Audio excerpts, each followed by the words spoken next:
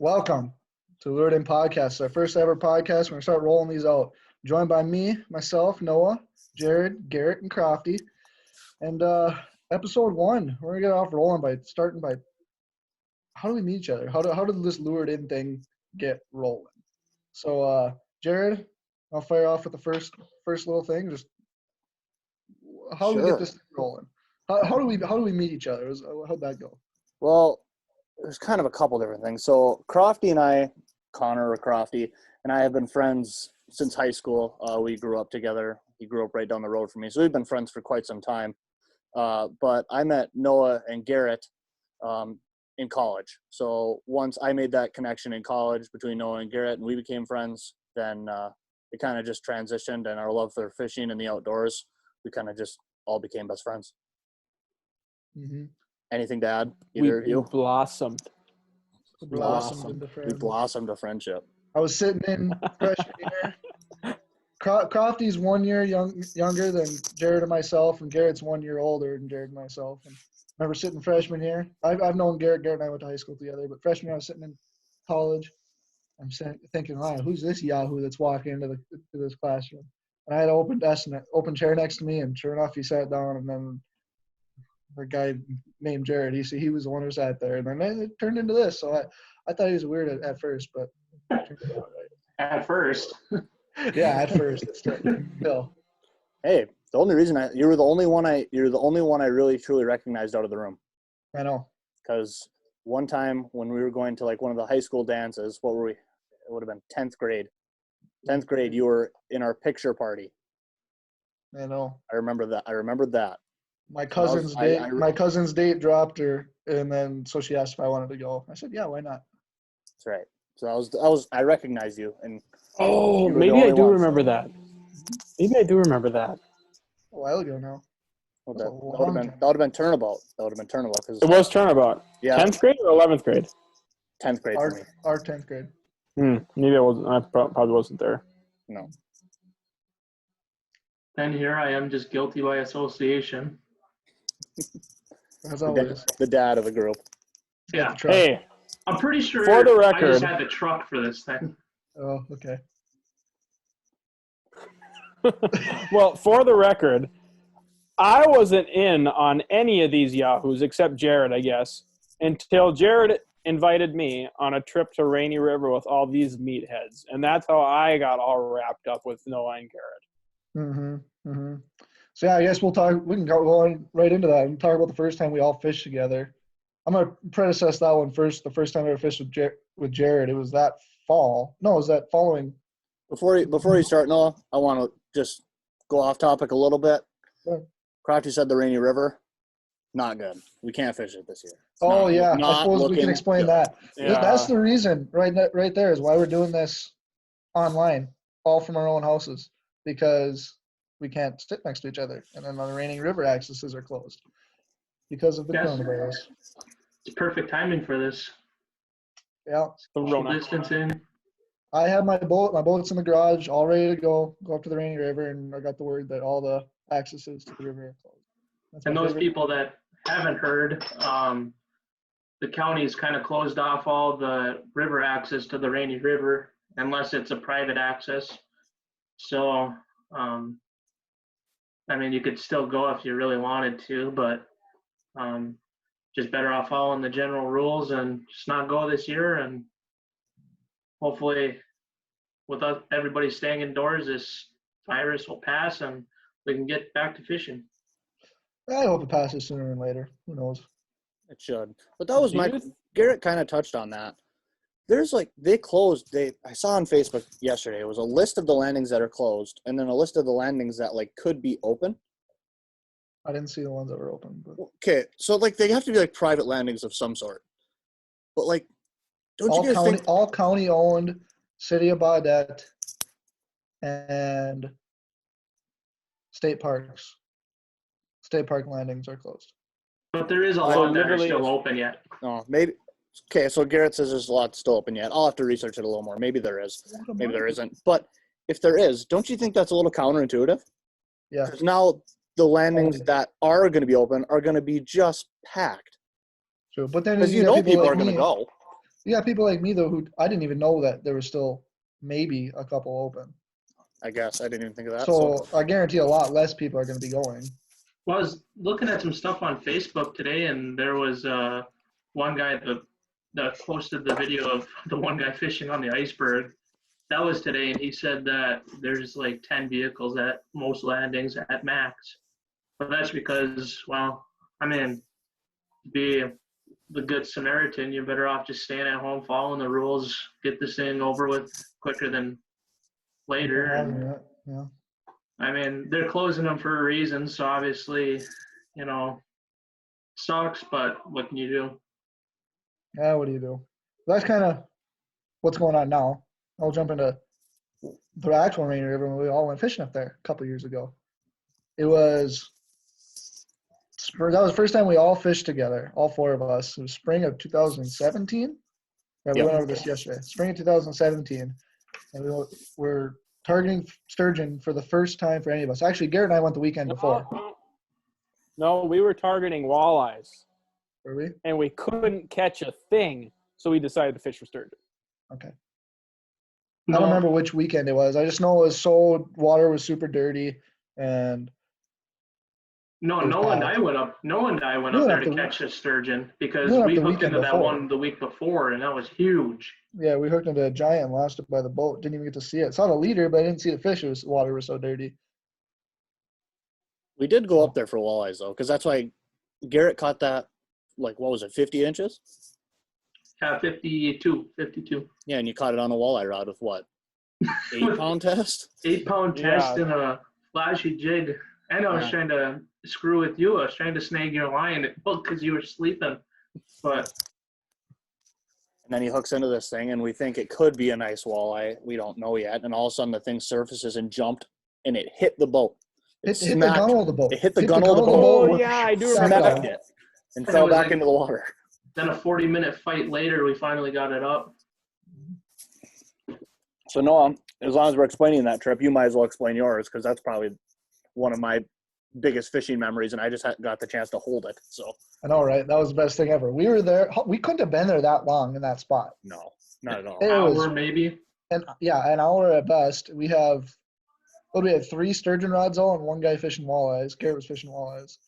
And I was sitting in my boat, and if anyone's ever seen my boat in some of the videos, check out our old Rainy River ones from last year. And when Garrett and I pulled it out of the garage, that one's up there. It runs through my whole boat. I was sitting in my driver's chair. Garrett was sitting next to me. Crofty, you were in the front, weren't you? Yeah. Crofty's in the front, and then Jared was in the lawn chair in the back of the boat. I don't have a 4th seat, so we brought a lawn chair with. He's kicked out back there. I'm sitting there, we're just BSing. And I turn around, and I got my rod kind of propped up over the back of the boat with my tackle bag on it. So, all right, Noah, I need to interrupt. You need to describe the rod you were fishing these sturgeon with. I'm getting there. I got my rod propped up, and I look back, nothing. I start BSing again. I look back, and the rod tip is in the water. And I'm like, my eyes got about that big. And I was like, uh-oh. I picked it up. It is a 7'1", 7'2", medium heavy bass rod, Silver Max, Abu Garcia Silver Max. And I picked it up, and I go, uh-oh, my arm's going to fall off. This thing's huge. And I got the little bait caster reel that reels about this big around. It's not one of those big, my musky reels now that are big. I'm like doing this, trying to reel it in with 50-pound, 50-pound Suffix Advanced on there with a 60-pound leader that I tied myself, fluorocarbon, to 8-aught hook. And about 50 yards only. Yeah, you didn't even have that much line. I didn't have much line out at all. And because the weekend before, Garrett and I got spooled, and we chased that sturgeon. This one somehow didn't spool us. I don't know what happened because we didn't pull the anchor. But I thought it wasn't that long of a fight. It was 15 minutes maybe, 10, 15 minutes. Yeah, it wasn't that long. Really surprising. I will never forget. I was in the back of the boat with you, and we were watching this thing kind of go up and down on the graph. And I'm like, I've never been sturgeon fishing before. Like, this could be a decent-sized fish. I have no idea. And that thing surfaced. I thought it was a freaking whale. I surfaced, and my mouth literally dropped, and I go, how are we going to get this thing in the boat? Yeah, we didn't have a net. we weren't prepared at all. If you guys know us, we're really typically not prepared if we go on any trips or anything. We try to be now. We've gotten to a point where we're prepared enough now, but when we first went together, just show up. The dad started writing us a checklist so we could be somewhat okay. But no, I literally looked at Noah when that thing surfaced, and the look on his face was like, holy shit. Well, then that thing was like 125, 130 pounds, and you guys were lifting it over. And I thought the boat was going to go under a little bit, so Crofty and I are way on the other side trying to balance the boat out. Yeah, it ended up being where Garrett's balancing the boat. Crofty came up to there. Jared grabbed it by the tail. We tired it out a little bit. Crofty, I swear you like bear hugged the thing to get it into the boat, and then I supported its head as we lifted it into the boat. Thing ended up being 64 inches long with a 27-inch girth. It was huge in my eyes. Yeah, there's 70 plus inches out there, and I just heard of a 77 being caught last fall, which is huge. But 64 for my first ever sturgeon any of us have ever seen in person was giant. I laid it on the floor of the boat, and I swear its tail was under where my motor is. It was huge. And to take that picture, we're really trying to keep that catch and release going. Take that picture. We hooked the hook, and I couldn't lift it up by myself. I had to have Jared in his bright orange pants. Yeah. I'll pull up an old picture. I think it's on my Instagram. I'll pull up an old picture real quick. But I had to have him help me lift it up, and I sat there on one knee on the back of the boat. I didn't bear hug it. I held it out with my arms, which I was happy about. But was that thing was a monster. I remember that. Yeah, because I don't know what the date was, but it was cold. Like it was not warm. It was not warm. So this is before I got smart and bought my Striker ice bibs that we have now. But I had my bright orange deer hunting pants on. You can see me in the corner. Oh my goodness! I had to help him lift it up. And I ducked out of the way as far as I could to get all the picture. Oh man, I can't believe it. My phone says April 9th, 2017. I posted that. April 9th. And there was still ice everywhere. Yeah, we were dodging chunks. Yeah. We were dodging chunks. And then, what was it, not even an hour later, Crofty, you hooked up. Yeah, I remember because I didn't have the Silver Max. I wasn't too luxury. I was more nitty-gritty, and I had the Black Max. Abu Garcia one. So I had that with like 50 pounds or whatever. And, we have the big circle hook and the gob of all the minnows and everything and all that crap on the bottom. And, I'm sitting there eating my off-brand Pringles, just looking around. I look back and my rod's about to hit the water. So then I can't remember if my fight was longer than yours, Noah, or roughly. I think it was. Yours was like 40 minutes, half hour, somewhere in there. Yeah, so then 25 minutes, half hour, yeah. It was a whole process just getting that thing in the boat because mine wasn't as big as Noah's, but when we got it in the boat, I want to say it was 57 inches long. It was 24. Like a 17? I thought it was 24. Like a 24, 23, 24. No, Garrett's was 17. Mine was 24 and a half inch girth, if I remember. Yep. I don't know. I know it was 54 inches long. Which is still a super nice fish. And yours had like black spots all over it too. Yeah, I was Find the picture. You have the picture in your room, don't you? I thought I did. I don't know. I don't see it though. Oh no, I see it. I was just gonna say make me look creepy, but look to the right side of your room off your bed. Whatever. There it is. This is gonna make me sound really creepy, but I was actually gonna say look for the wooden frame. But yeah, no, that's the first time we ever went fishing with each other, and then and then it was like that was way too much fun. I shouldn't interrupt. Garrett, you might as well explain. Yeah, Garrett's got his story too. But go ahead. Yeah, I don't know where the pictures on my other phone, but yeah, we moved to kind of the main part of the lake. Yeah, just around Pine Island there to the hole right on the outside of it. Yeah, we were fishing right in that channel, and there had to have been at least 100 boats in that area, somewhere in there. There was a lot of boats, and I don't know. It was towards the later part of the day, 1, 2-ish or so. Two something. This is a couple moves later and everything, and Jared was using my musky rod that I bought mainly for sturgeon fishing, and then I was going for walleyes with I think I had a Fish 13 rod at the time or something like that, and kind of getting bored and sitting there for how many hours. And then Jared decided he's going to take a nap. Well, I chucked my line over his to screw with him and snag his line and wake him up. Well, I got down to the bottom and I just went to set the hook, and it was like I got a snag, and I was like, you got to be kidding me. I was going to screw with him, got a snag, and started reeling it up, and it was like it was pulling up a log. And then finally we got that up to the boat, and it jumped out of the boat, smacked the gunnel, and then like a 45-minute fight with it on 8-pound braid with a 1/4-ounce jig. And it was, got it up to the boat, and it's 52 inches or so. That was pretty sweet. Yeah. That just proves right there that you don't need the biggest tackle. Yeah. You just need the right stuff. You need to know what you're doing. You don't need it. One thing I will say about that is having the bigger tackle makes the fight shorter, which helps the fish live longer. Yeah. Well, Yeah. you're talking about that. Crofty has experience with that. The one time we went, he fought that sturgeon for like 2.5 hours. Yeah. I was telling him to just get it over with and cut the line. Yeah. Hindsight's 2020. We shouldn't have fought it for as long. We should have horsed it a little bit more to get it up, but what do you do now? It kicked off. It kicked off. It kicked off strong. But that kind of reminds me, you know how Hold on, real quick. Oh, okay. Does Jared want to tell his story from that day too? Oh, I didn't First catch a time we were damn fishing? thing.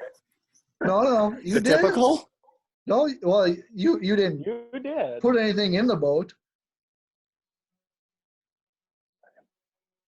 You lost me. You're gonna have to remind me. Are you talking about the small one I missed off the back?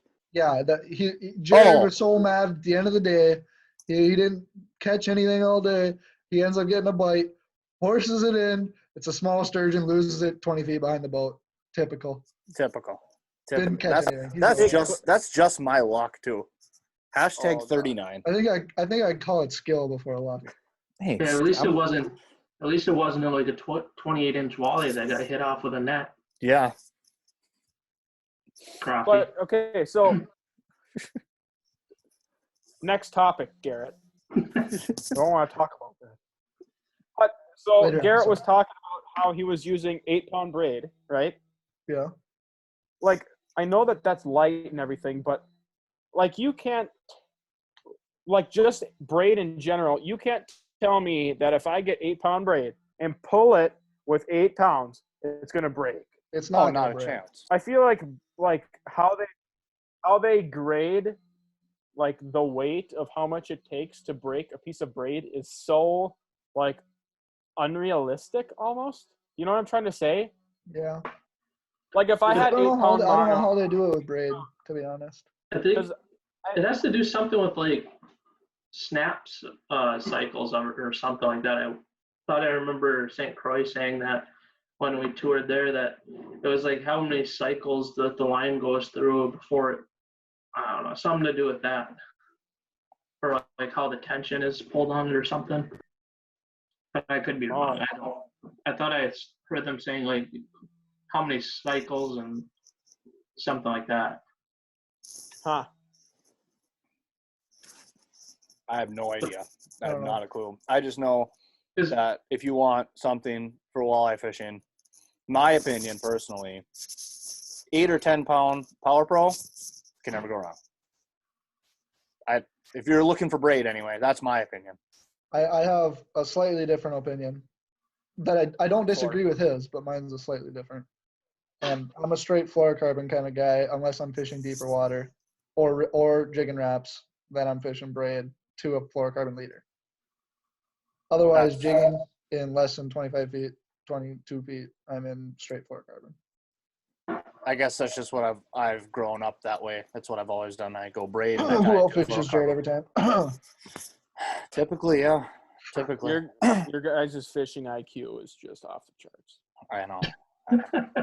I should really be getting paid to do this kind of stuff, this podcast stuff. I should be getting paid. Yeah. I think we're a ways away from that. Yeah, We're you just doing it better- because we like it at this point. Oh, yeah. No, this is fun. For being a first time, I didn't really know what to expect, but this is good. Okay, I got another story. I mean, yesterday you were saying Noah. So we had a meeting about doing a podcast yesterday night, and as soon as Noah pitched the idea for having a podcast, Jared said, "That's the stupidest idea I've ever heard in my life." Yeah. No, that's the stupidest idea I ever heard. I will admit, sometimes I'm a little quick to decisions, but It's okay. Just gotta talk it through, and he said yes. yeah, I'm doing it. We're doing it. I got another story then, revolving Jared. Oh, God. This one's great. He knows it's coming too. I talked. Yeah, to I him know about it. I know it is. First time. Was it the first time I ever went fishing with you? Yeah. First Oh, time. Okay, different story. Yeah. First time Jared and I ever went fishing. I don't remember if it was that following spring or if it was that fall after we met in school. It was that fall. It was that fall, right Yep. away. It was like September or something. Yep. We're like, let's go and fishing. We were talking about going fishing, and I said, I have a place where we can go catch crappies. I know they're biting. So that's where we went. We went out. I don't remember if we caught anything, to be honest. No, we didn't. It was horrible. It was bad. It was bad. Typical. Anyways, I brought my dad's Jeep with me to haul my boat because I didn't have a truck at the time. It was using my dad's Jeep or our other truck, but our other truck, my mom or dad needed it for hauling something. So I took my dad's Jeep to tow my boat. Backed her into the water, no problem. Went out fishing for the day. Came back, and whenever I come back to the dock, I usually give whoever I'm with, if they can back up a trailer, I give them the keys so I can drive the boat up onto the trailer. Well, I give Jared the keys, and he goes to jump out of the boat, and he puts them in his pocket, jumps out of the boat, sploosh, 8 feet down in this lake, and it's got to be like 55-degree water temps. It's cold. It is cold. And, So I'm sitting there, and I just like look at him like, you've got to be kidding me. Like, first time I ever went fishing with him, drops my dad's Jeep keys with the key fob and everything into the lake. so I'm sitting there, give me your net. Give me the net. I'm not getting in the water. No way. This water's freezing. And I'm sitting there, and I try to net him, and I can't get him, and the water's murky now because it stirred up the bottom, so I had to go in the water. And it was freezing. Strips down to his underwear and it dives in like a swimmer. Oh, it was cold. It was cold. That was. I still feel. Didn't that the key fob was ruined too, right? No, it worked fine. It worked just fine. Oh, really? Everything worked fine. Even my USB drives that were on there worked just fine. Oh yeah, that's right. You had USBs on there. That's what I was really upset about because I thought I might have ruined stuff. Everything worked. I never had an issue, which was good. Hey, For I the still. record. Oh. Go ahead, Crofty. No, you go ahead. Okay. So for the record, would you rather drop the keys in the lake or drive up to Rainy River and just forget them? We can talk about that, huh? I think that's for a different episode. But We're gonna go into it. No, We're gonna And go I- into it. Okay, you want to hear my side of the story first? No, for I'm the gonna tell. record, I'm gonna for the tell. record, record, the I real never went on side. this trip. I was not there. I was not there either. So Garrett was not on this trip. Neither was Crofty. Crofty wasn't there. It was myself, Noah, and our friend Josh, who you've probably seen in a couple of videos if you watched them. If not, go check them out. Especially the Red Lake one. Josh helped us edit that one as well, and he did a really good job. So we're going up to the Rainy River, right? Noah's been bugging us. We got to go up to the Rainy River. Gotta go. Walleyes are on. The walleyes are biting. All right, so we're going to go to the Rainy River. So we get to Noah's about, I don't know, probably, what was it, 3 in the morning, 4 in the morning? 3, it's not 3:30. Typical Noah, he wasn't ready. So we would have thought, you'd think when someone tells you we're going to go fishing, they'd have their boat hooked up to their truck. They'd have everything ready to go. So you just get there, you get in the truck and you leave. Well, Noah doesn't have anything ready. Just the typical. So He's probably still sleeping. hey, I've had that happen before, but we'll leave that for a different time. So we're going, and I can't remember what I was doing. I was packing all the stuff up into the back of the truck, and Josh hooked up the trailer. Josh hooked up the boat. Josh hooked up the boat. Well, the lock for the trailer is the same lock that's on, it's on Noah's boat key. All my keys are on one keychain. So we get there. We're driving up there. And, you know, Noah and Josh are in the front seat. So what did? I slept the entire way up there. I slept in the back seat the whole way up there. So we're almost there, and Noah goes, "Oh, Josh, you got the key?" And Josh gives him this look. And I looked at him. I said, "I swear, if one of you two doesn't have that key," Josh left it on the back of the truck, and it flew off like right outside of Buell. Somehow, Noah's parents found it. They found the key. I called my dad at like 7 o'clock. I said, "Dad, I don't have the boat key." He goes, "You drove all the way up there without the boat key?" I said, "Josh set it on the back bumper, and it's gone." It's like, "You go look for it." And I said, "I took this way out of town." He's like, "I'll go look." And he called me back like 15 minutes later, said he found it. So, word of advice, have a spare boat key if that's – keep a I spare still boat got to key. get one of those. Noah, I'm going to come with you and get it made. But keep a spare boat key, because stuff like that, if you have friends like this, are going to happen. And I still Okay, can't I'll believe it. take the blame on the spare boat key. I was not taking the blame on forgetting the key. I don't blame you unreal. I don't blame you for forgetting the key. That was Josh. You left it on the back of the truck. But Yeah, sorry, Josh, you're not here, but I'm blaming that 100% on you. You'll argue that till the day you die, but you Hey, hooked up the boat and you put the boat key on the back bumper, and it was gone. I do have to give it to you, though. It is your boat. That's what he'll say. And that's He hooked it up. why I will always say it's 50% Josh, 50% Noah. I have no fault. Not even a person. I say you No have at way. least 10% because No. you were there. No. No. Also, hey, No. hey, to Josh's defense too, and what you just said before when you started this whole thing, Jared, you did say you think that someone had had the boat attached to the truck already and ready to go. Technically, Noah, 100%. No, don't even I'm get me I'm going at least 60-40. You want to hear what else happened that day, too? To even make it even better? Oh, You remember? yeah. We backed the boat. We were like, okay, we can still fish. I got a trolling motor, right? We can still fish. And first of all, we tried to find a spare key from somebody at the landing, and nobody had a spare key for a 25 horsepower 2008. Nobody had one. But we backed the boat, and we're like, we still got a trolling motor. Back it off. Josh goes and parks the truck, and I go to pull back up with the trolling motor to the ice to pick him up, and I lift up the trolling motor, and that was the last mistake I ever made. And it froze. So we sat at the landing there up against the ice till like 9 o'clock till somebody brought down some hot water and I could pour over it to unfreeze my trolling motor. At that point, you know me, how I am. I'm saying, Josh, go get the truck. We're leaving. So, of course, Noah, no, we got to still fish. Well, we fished. Well, guess how many fish we caught? 0. Not a 1.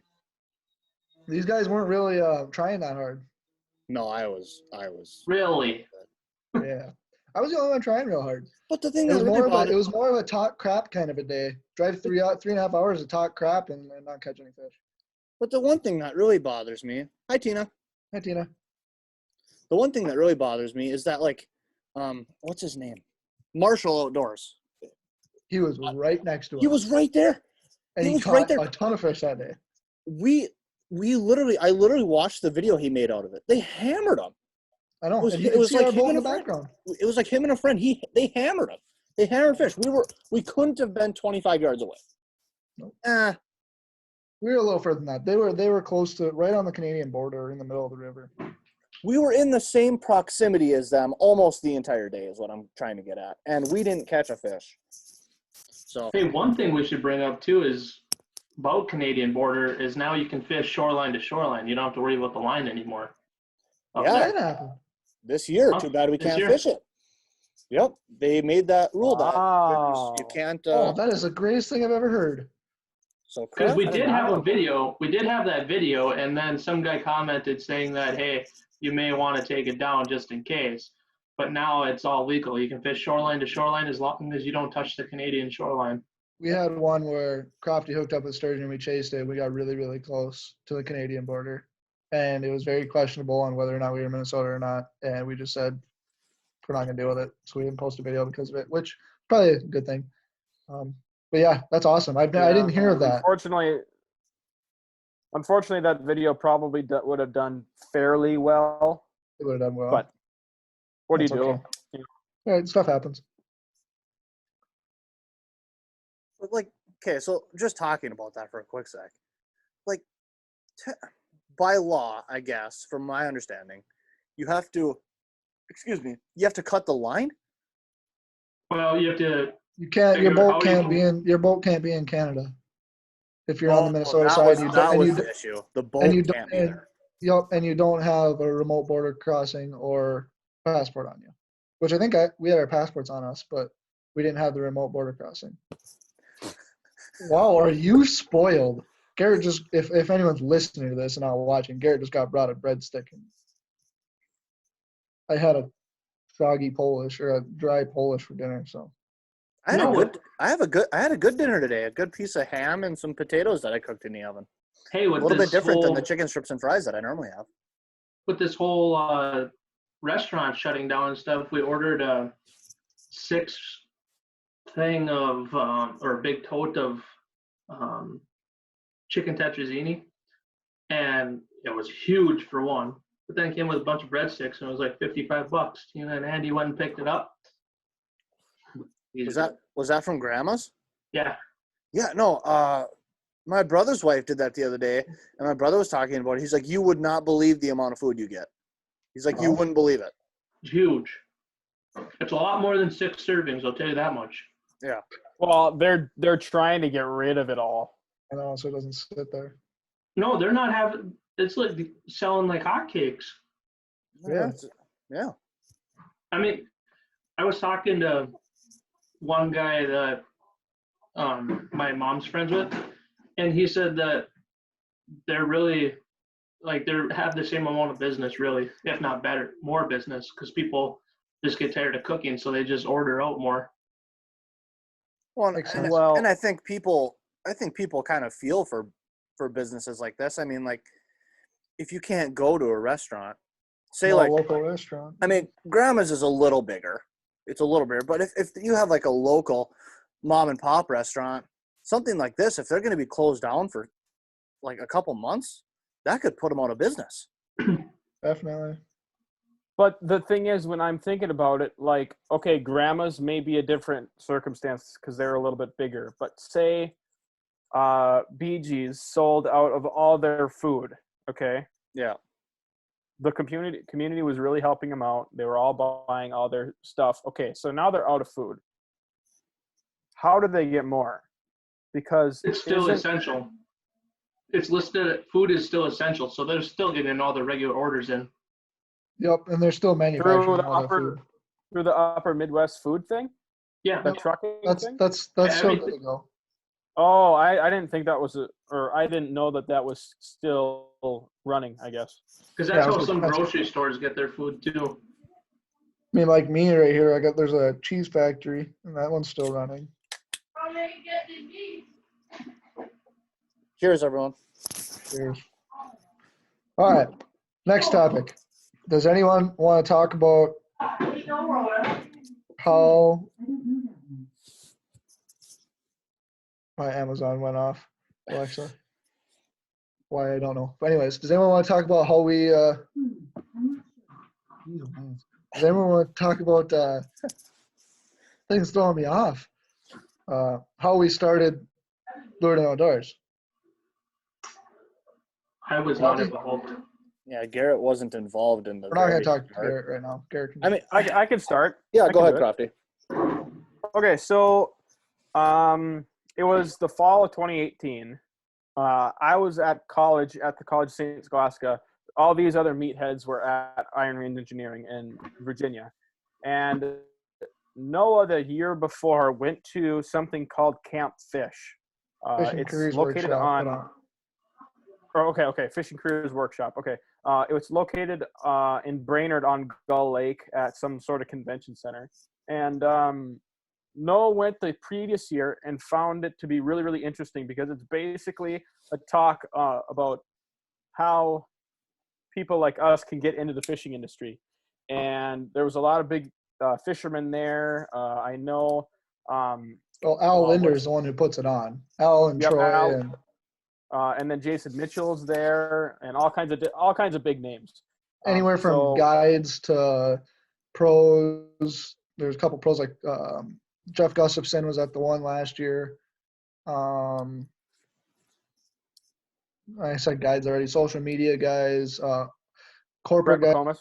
One guy from Johnson Outdoors was there who has Minn Kota, Canon, and Humminbird.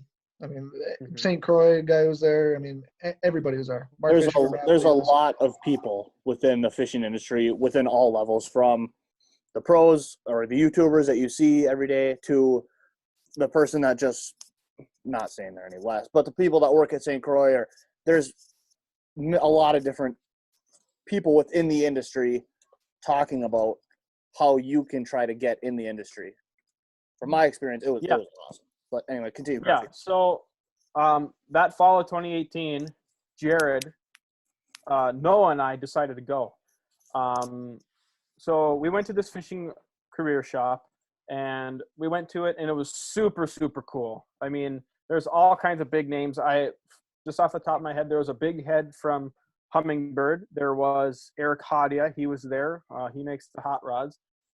There was Brett McComas, who does Target Walleye. I guess there's not any others that are coming out to me, but Al Linder was there. All kinds of the big fishing names were there.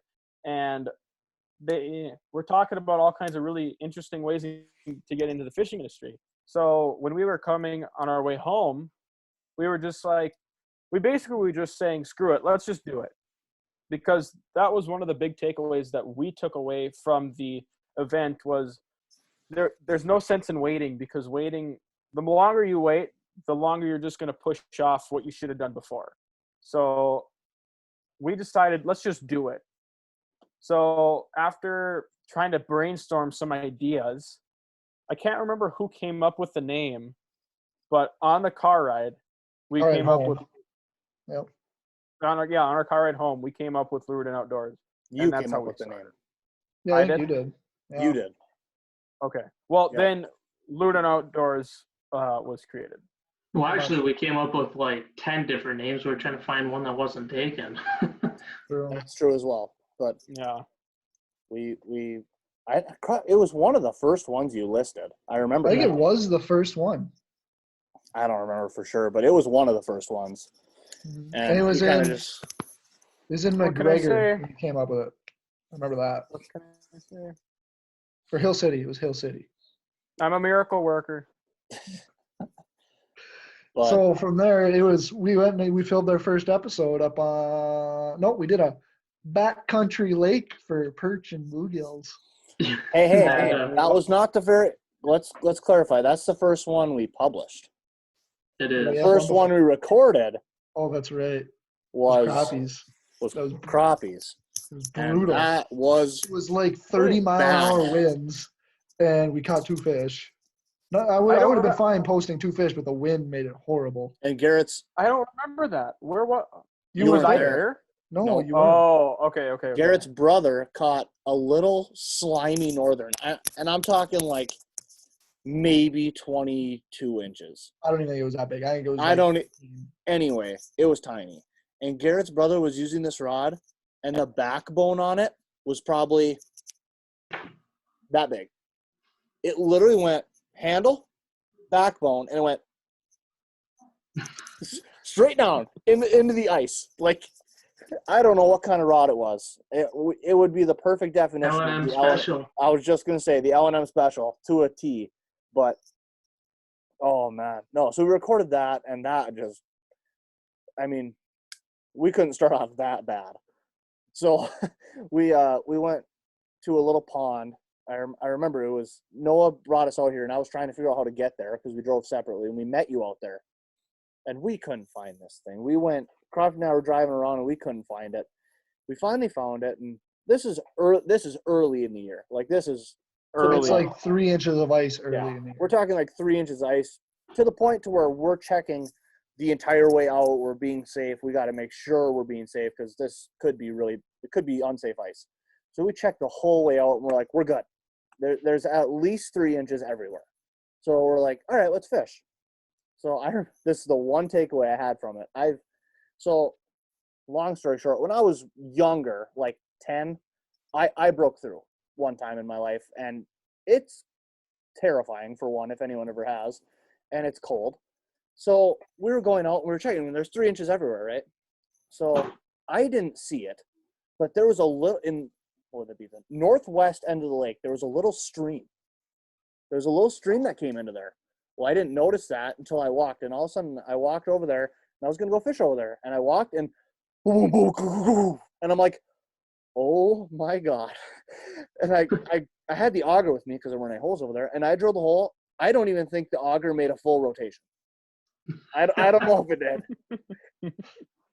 It was literally, and I like sat there and I was like, oh my God. And, stupid me, instead of just backing off right away, I was like, well, I got to see what I'm standing on. So I take my tape measure and I tape measure it, and it wasn't even 2 inches. It was 1 3/4 inches. I can't believe I didn't fall through. Then again, I was probably, hate to say this, but I was probably 40 pounds lighter back then, but that was my memory from the day. But I don't know what you guys have to add to that. Crofty caught a big perch. Crofty caught that nice perch. That was a good one. That was my first bass through the ice, was that lake. Yep, Garrett caught a nice bass through the ice up there when I brought him up there the year before. I know there's big perch in there and there's big bluegills in there. Yeah. But then I guess, Garrett, do you want to talk about how you got involved with it then? Yeah, I was more the grunt man that had all the gear. You can put it that way. You fished with us all the time. Let's not even put it that way, Garrett. You had the truck. Garrett had the truck. He was the chauffeur. And the Garrett fish house. still fished with us all the time. No, he fished with us quite a bit. And we went to Red Lake, which would be our second episode we ever published. One of the best ones we still have published to this day. If you haven't seen that one either, go to our YouTube channel and click on that video. That was a good one. If you guys watch our videos, we go to Red Lake early ice, like a lot of people that are diehard into ice fishing. Knock on wood. Got some behind me this time. Knock on wood. We pound them. It was ridiculous. We pound them up there every single year early ice. We pound them. It's unbelievable. Anyway, we went on this trip. Garrett, go ahead. Wow. Yeah, that was the one trip that we went to Black Friday shopping first, and you guys you bought your striker suit, and I think Crofty you got yours for Christmas. But I got mine. We didn't get there. We didn't get there until like 11:30 noon, and we were off the ice at 2:00, 2:30. Yep. That was ridiculous. It was crazy. And we spent a half hour trying to catch one fish under the limit. Yeah. We couldn't get one under. I do remember that. Yep. It was ridiculous. But I'll never forget it. Sometimes we make videos and we go back and watch the funny highlights of them and funny clips, but we've ended up putting this one into it. If you go back and watch this video, you'll see Garrett. It's the first clip he's ever in one of our videos. And he goes, "Hi, I'm Garrett. I'm a member of this team, sorta." I'm the fourth member, sorta, of this team. Sorta. Yeah, that was so funny. Oh God. But I mean, he wasn't officially a member until that clip. I remember he asked because we were going to record him. And he's like, "What do I say?" And then we kind of just all looked at each other and we're like, "Well, you're the fourth member." So from there, it just kind of went. But yeah. I guess with that being said, should we round it off, Noah? Yeah, I suppose we'll wrap it up. I don't know how long we went. Probably about 50 minutes-ish. I don't know. We can check afterwards. We don't really have a time on the show. But thanks for coming to our first podcast. Appreciate listening till the end or watching if you're watching on YouTube. These will go up on both YouTube. And I'm going to try to figure out how to put them up on Spotify and iTunes podcast as well.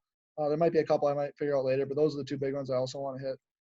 Just so you can listen to them there. But highly recommend coming to watch our videos. We've tried pulling out every week, and especially these podcasts now in the slow time, especially with coronavirus. We're going to put these out, a few of them, here in the next couple of weeks, just to fill the holes of fishing. Yeah, we can still go out fishing. Ice isn't always the greatest, and I'm locked in on the Rainy River, and I can't even go. So there's that. I'll have Steelhead coming up soon, though, but that'll be good. Other than that, go check out Iron Range Custom Rods. I know ice fishing is just finishing up. but their ice rods are super slick. They're some of the best we've ever used, and they're cheaper than any of the custom rods we've ever used. And I'm a huge proponent for custom rods. I think they're awesome. Yes, you can get by with other rods just as well, but I like really quality gear that I know I'm not going to break. And when you fish a lot, as much as we do, I feel like investing more in your gear is awesome. It puts more pride into it, and their rods are $30-$40 cheaper than some of the other custom rods on the market. Which for the quality that they are, I couldn't believe they were that much cheaper when I first started using them, and they're held up, and they're my favorite rods that I've used so far. They're the best bang for your buck for sure. Yep. So that's our spiel. I'll never forget I'm going to tell a story about them. Okay, go ahead. We were talking about, trying them out, and because, the guy that makes them, he's he lives 10 minutes away from us. So we were thinking about trying them out, and what was I using at the time? I was using JTs at the time, and I've tried pretty much all the big brand name custom rods, and I really didn't want to switch from mine. For one, like Noah said, they're an investment, but we decided to try them, and I was basically like, there's no way at this cost we can't switch to these. We can't promote these because they're the same quality of everything else of the top brands, but for a much lower price. And that's why I pitch them to everyone I know. They're awesome. Awesome rounds. And I'm not going to use something I don't believe in. So that's kind of what I was getting at. I forgot my point. That I wasn't going to switch. I know. I forgot something. But I wasn't going to switch what I was using just to promote something else, basically. So we're all about that here. We're not going to promote something that we don't use and we don't believe in. And that's why we all switch to these rods. We fully believe in them and we love them. So maybe in a future episode, we could talk about what exactly we look at when it comes to fishing rods and reels and tackle and all that kind of stuff. Maybe we can do an all gear type episode. And if there's any other episodes that you guys think of that you want to hear us talk about, just leave them in the comments, message us on Instagram, Facebook, anything to get in contact with us. We'll definitely talk about that on one of these episodes. I think podcasts will be pretty regular, even if I do them by myself. I think I like them. So with that, I don't have anything else to say. You guys got anything else? No. I'll close her off. All right. Everyone, with this coronavirus going around, stay safe. It's a lot bigger of an issue. I know myself personally, I didn't take it as serious at first, but it's something that it's coming and it's here and it's a big issue now. So everyone stay safe, stay healthy, and most importantly, keep her tuned. Cheers, everyone. I'm empty. You don't have extras? Come on. Ah.